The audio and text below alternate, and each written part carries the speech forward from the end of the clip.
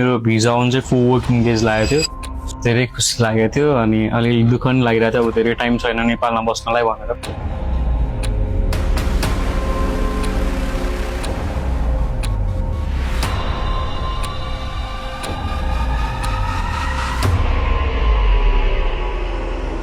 Hello Anjal ji, first of all congratulations हजुरको UK को visa लागेकोमा। Thank you. Why did you choose UK अनि हजुरलाई युके को कुन कुराले एट्र्याक्ट गर्यो त?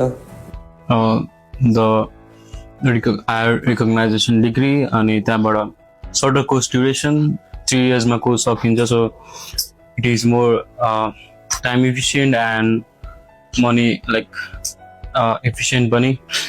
अनि त्यहाँबाट जब मार्केटमा अर्ली लाइक इन्टर गर्न मिल्छ, as in other countries 4 years हुन्छ अनि टाइम धेरै लाग्छ।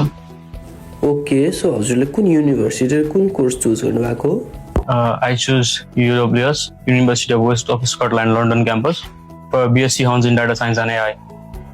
सो एआई भन्नुभयो, एआई को चाहिँ कुन कुराले हजुरलाई फेसिनेट गरेर यसमै डिग्री लिएर आफ्नो फ्युचर यसमै बनाउँछु भन्ने सोच्नुभयो त? I like growing tech industry, like AI ले सबै कुरा मोडर्न गरिरहेको छ, लाइक त्यो लाइक बिजनेस टु अटोमोटिभ सबै कुरामा AI युज हुन्छ। सो भिजा चाहिँ हजुरको कति दिनमा आयो त? मेरो भिजा आउनु चाहिँ 4 वर्किङ डेज लागेको थियो। सो 4 डेजमा भिजा आउँदाखेरि चाहिँ हजुरले कस्तो फिल गर्नुभयो त?